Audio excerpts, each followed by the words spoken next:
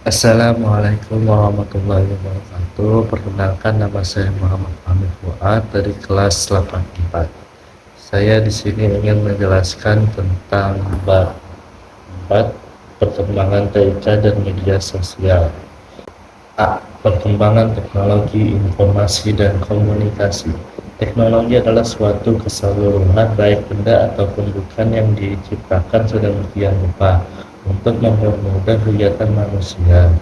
Teknologi biasanya meliputi semua peralatan, mesin, perkakas, alat transformasi, alat komunikasi, dan keterampilan yang dapat kita hasilkan dan gunakan. Teknologi juga mengalami perubahan dari masa ke masa, dari yang sederhana sampai yang kompleks. Teknologi informasi merupakan suatu teknologi yang digunakan untuk mengolah data, memproses data, mendapatkan data, menyusun data, menyimpan data, memanipulasi data dalam berbagai cara untuk menghasilkan informasi. 1. Sejarah perkembangan teknologi informasi dan komunikasi. Manusia melakukan perkembangan teknologi informasi ini dari waktu ke waktu, mulai dari memahat dinding, isyarat tangan, isyarat asap, isyarat bunyi, huruf, kata, kalimat, telepon, hingga internet yang saat ini merupakan kebutuhan bagi banyak orang. Alat teknologi dari zaman purba sampai saat ini bisa kita golongkan menjadi 4, yaitu peralatan manual, peralatan mekanik elektronik, dan peralatan elektronik. Berikut adalah perkembangan teknologi dari masa ke masa. A. Masa prasejarah. Pada masa zaman prasejarah, orang purba tidak bisa berkomunikasi secara langsung, tapi dengan menggambar di dinding-dinding gua. Selain itu, orang purba juga bisa menggunakan isyarat asap dan menggunakan asap sebagai tanda peringatan, tanda bahaya, atau meminta bantuan. Bagaimanakah perkembangan tulisan sebagai alat komunikasi? Tulisan mulai dikenal pada tahun 3000 sebelum Masehi oleh bangsa Sumeria dengan menggunakan simbol. Di Indonesia, tulisan mulai dikenal pada zaman kerajaan kuno seperti Kutai, Majapahit, Pajajaran, dan lain-lain. Orang kerajaan menggunakan bahan seperti kulit kayu, daun lontar, serta batu atau prasasti yang sebagai media komunikasi. B. Masa modern. Seiring dengan perkembangan teknologi, informasi dan teknologi pada masa modern, telah diciptakan alat-alat dan sistem canggih untuk mempermudah manusia. Berikut contoh media informasi atau teknologi di masa modern. 1. Surat kabar. Surat kabar adalah media cetak yang berisi berbagai informasi. Biasanya surat kabar disebut juga koran. Di dalam koran terdapat banyak informasi dengan berbagai topik pembicaraannya. Koran juga bisa dibagi menjadi dua, yaitu koran umum dan koran khusus. Koran umum biasanya terbit setiap hari dan memuat berbagai informasi umum. Koran khusus terbit pada satu atau dua kali dalam satu minggu yang berisi informasi-informasi khusus. Seiring teknologi koran juga beberapa dalam bentuk digital. 2. Telepon. Telepon pertama kali diciptakan oleh Alexander Graham Bell pada tahun 1876. Telepon adalah alat yang bisa mengirimkan pembicaraan melalui saluran listrik. Dengan telepon kita bisa berkomunikasi secara jarak jauh, sangat praktis dan efisien. Pada awalnya telepon hanya terbatas pada telepon tetap atau ancient telepon. Namun sekarang telepon sudah berkembang menjadi telepon seluler. Hingga saat ini handphone sangat berkembang pesat. Tidak hanya mengirim pesan suara, saat ini bisa mengirim tulisan dan bisa digunakan untuk hal-hal yang lain. 3. Televisi. Televisi ditemukan pada tahun 1883 oleh Paul Nipkow. Penemu televisi berawal dari penemuan cakram logam metal yang berputar dan memiliki banyak lubang. Televisi merupakan alat penangkap suara gambar. Televisi memiliki banyak manfaat bagi manusia. Televisi juga berkembang pesat dari hanya melihat gambar hitam putih hingga bisa berwarna, dan akhirnya cenderung sekarang bisa datar. 4. Komputer. Komputer telah banyak membantu banyak orang dalam menyelesaikan pekerjaan. Semua pekerjaan terasa lebih efisien dengan bantuan komputer. Komputer berasal dari kata komputer yang berarti menghitung. Perkembangan komputer dimulai dengan adanya alat yang disebut abacus yang muncul sekitar 5.000 tahun yang lalu. Pada tahun 1642, Blaise Pascal menemukan kalkulator roda numerik. Alat ini dinamakan Pascalin. Kelemahan alat ini adalah hanya terbatas untuk melakukan penjumlahan. Pada tahun 1694, seorang matematikawan bernama Gottfried Wilhelm von Leibniz memperbaiki Pascalin menjadi atau menambahkan mesin yang bisa mengalihkan bilangan. Pascalin menjadi atau penambahan mesin yang bisa mengalihkan bilangan, lalu dikembangkan lagi oleh Charles Babbage pada tahun 1822 dan menambahkan mesin perhitungan persamaan di Perugia. Mesin itu berkembang dan dinamakan analytical engine, terdiri atas 50.000 komponen berikut. Perkembangan komputer pada tahun ke tahun. A. Komputer generasi pertama. Komputer generasi pertama menggunakan tabung vakum untuk memproses dan menyimpan data. Beberapa komputer generasi pertama adalah ENIAC, EDVAC, EDSA, dan UNIVAC 1. Komputer generasi kedua. Pada tahun 1948, penemuan transistor sangat mempengaruhi perkembangan komputer. Penemuan yang lain menyebabkan komputer yang lebih kecil, cepat, dan dapat diandalkan, dan lain-lain. Mereka juga memiliki komponen-komponen yang dapat diasosiasikan dengan komputer pada saat ini. Salah satu contoh penting komputer ini adalah IBM 1401 yang diterima secara luas oleh industri. Komputer generasi ketiga.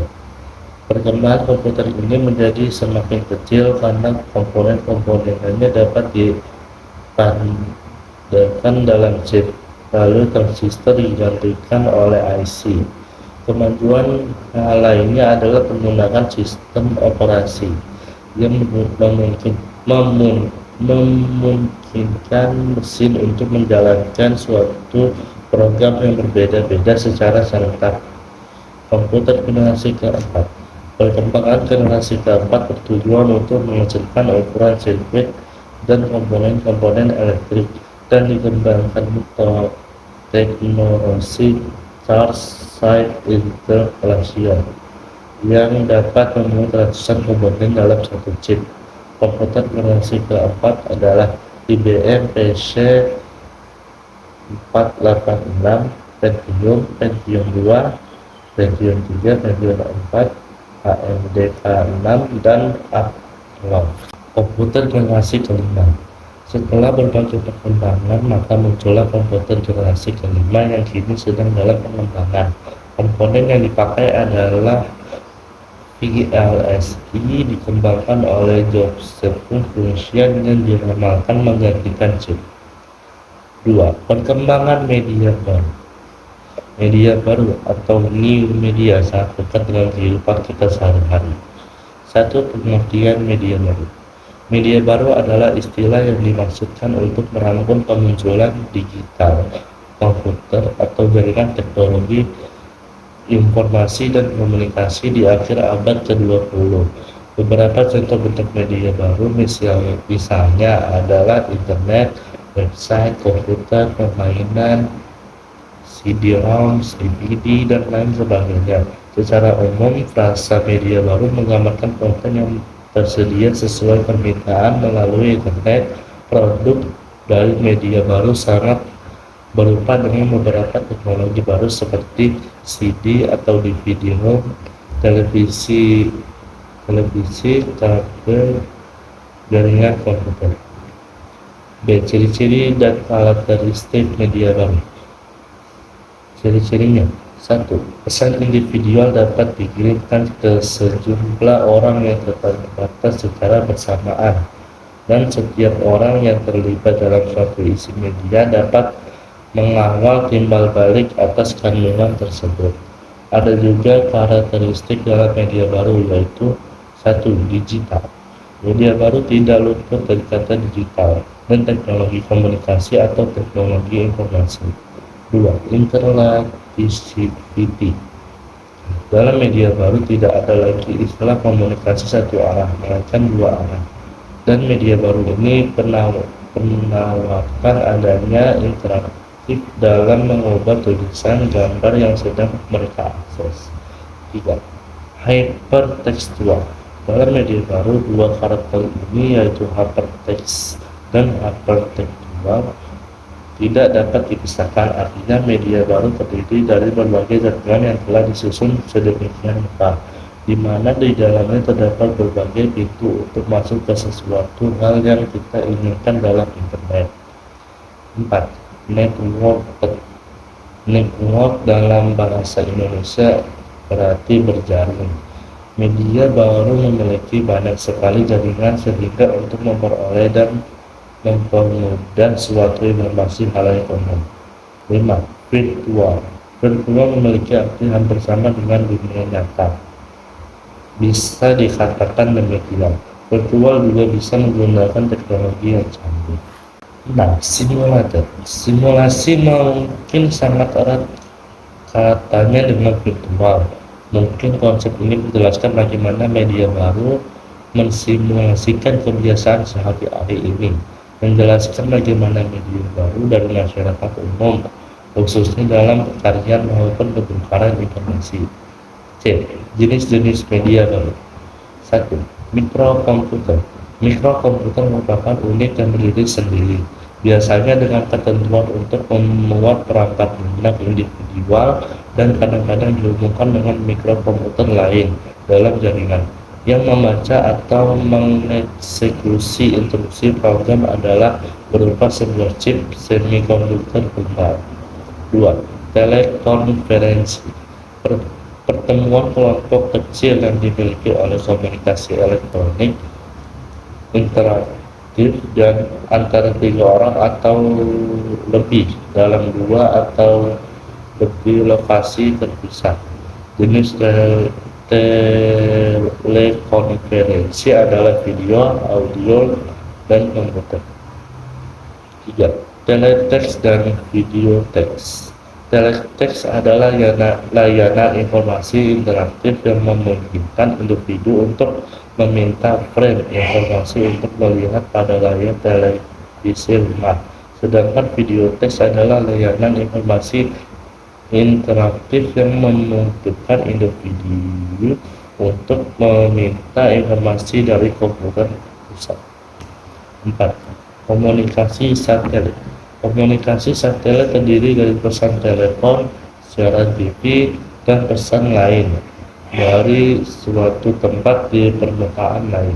Satelit ini biasanya diletakkan di stasioner atau di sekitar khatulistiwa sekitar 22.500 mil dari permukaan bumi. Adapun jenis-jenis media baru sebagai berikut. 1. Blog. Secara sederhana, blog diartikan sebagai wadah untuk menyebarkan berbagai informasi berupa postingan berisi opini, analisis, dan jenis data digital lainnya. Dunia maya secara luas. Blog juga bisa dikatakan sebagai bentuk lain dari website atau situs, namun dengan wujud yang lebih kecil, minimalis, murah, bahkan gratis. 2. Realitas virtual. Virtual reality adalah sebuah teknologi yang membuat pengguna atau user dapat berinteraksi dengan lingkungan yang ada di dalam dunia maya yang disimulasikan oleh komputer, sehingga pengguna merasa berada di dalam lingkungan tersebut. Kelebihan utama adalah pengalaman yang membuat user merasakan sensasi dunia maya dalam dunia nyata. 3. Media sosial. Media sosial adalah media online yang dimanfaatkan sebagai sarana pergaulan sosial secara online di internet. Di medsos, pengguna dapat saling berkomunikasi, berinteraksi, berbagi, networking, dan lain-lain. Beberapa contoh medsos adalah YouTube, Facebook, blog, Twitter, dan lain-lain. 4. Surat kabar online. Surat kabar online atau daring dianggap media baru karena banyak alasan yang sama dengan blog. Surat kabar online bersama dengan media sosial dibentuk media baru lainnya adalah bagian utama mengapa surat kabar tradisional beralih ke digital. Adapun dampak media baru, setidaknya ada dua konsekuensi yang timbul dari hadirnya media. Keleluasaan adalah kenyataan bahwa teknologi yang dibawa oleh media baru mempengaruhi setiap orang dalam masyarakat, di mana mereka bertempat tinggal. Bersifat interaktif, berbahan hadirnya media baru membuat para penggunanya secara bebas dapat mencari dan dari mana saja sumber informasi yang akan dia pilih dan juga dengan siapa saja dia akan berinteraksi langsung. 1. Pengertian medsos. Pengertian medsos menurut ahli A. Philip Kotler dan Kevin Kettler. Menurut Philip Kotler dan Kevin Kettler, pengertian medsos adalah sarana bagi konsumen untuk berbagi informasi teks, gambar, video, dan audio dengan satu sama lain. Marjorie Clayman, menurut dia pengertian medsos adalah alat pemasaran baru yang memungkinkan untuk mengetahui pelanggan dan calon pelanggan dengan cara yang sebelumnya tidak mungkin. C. Price Program.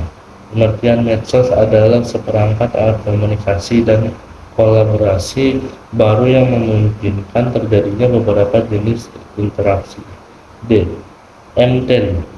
Menurut dia adalah suatu media komunikasi di mana pengguna dapat mengisi kontennya secara bersama dan menggunakan teknologi berbasis internet. E. Andreas M. Kaplan dan Michael Heinlein. Menurut mereka adalah kelompok aplikasi berbasis internet yang dibangun dengan dasar ideologis. F. Michael Ross adalah sebuah istilah yang menggambarkan bermacam-macam teknologi yang digunakan untuk mengikat orang-orang ke dalam kolaborasi. 2. Sejarah dan perkembangan medsos. Medsos awalnya terbentuk pada tahun 1978 dari penemuan sistem papan buletin. Papan buletin ini memiliki fungsi untuk membuka atau menunggu ataupun berkomunikasi menggunakan surat elektronik. Pada tahun 1995 muncullah situs bernama GeoCities. Situs ini yang menjadi tonggak dari berdirinya website lain. Situs ini melayani web hosting seperti pengenalan penyimpanan data-data agar bisa diakses dari mana saja. Setelah itu lahir situs Blogger pada tahun 1999. Pada tahun 2002 terdirinya situs Friendster. 2003 lahirnya LinkedIn. Tahun berikutnya muncul Facebook. 2 tahun berikutnya Twitter, dan seterusnya. Adapun ciri-ciri atau karakteristik medsos. A. Partisipasi pengguna. B. Adanya keterbukaan. C. Adanya perbincangan. D. Adanya keterhubungan. Fungsi dan tujuan medsos. Fungsi medsos. 1. Memperluas interaksi sosial. 2. Menciptakan komunikasi dialogis. B. Tujuan medsos. 1. Akulturasi diri. 2. Membentuk komunitas. 4. Jenis-jenis medsos. A. Social network. B. Komunitas online. C. Situs blog. Dampak medsos. 1. Dampak positif. Sebagai media penyebaran informasi, memperluas jaringan pertemuan. 3. Media pertukaran data. 2. Dampak negatif medsos. Tertinggal dan terlupakan bahasa formal. 2. Berkurangnya informasi pribadi. 3. Kejahatan media maya. Sekian presentasi saya tentang perkembangan TIK dan media sosial. Wassalamualaikum warahmatullahi wabarakatuh.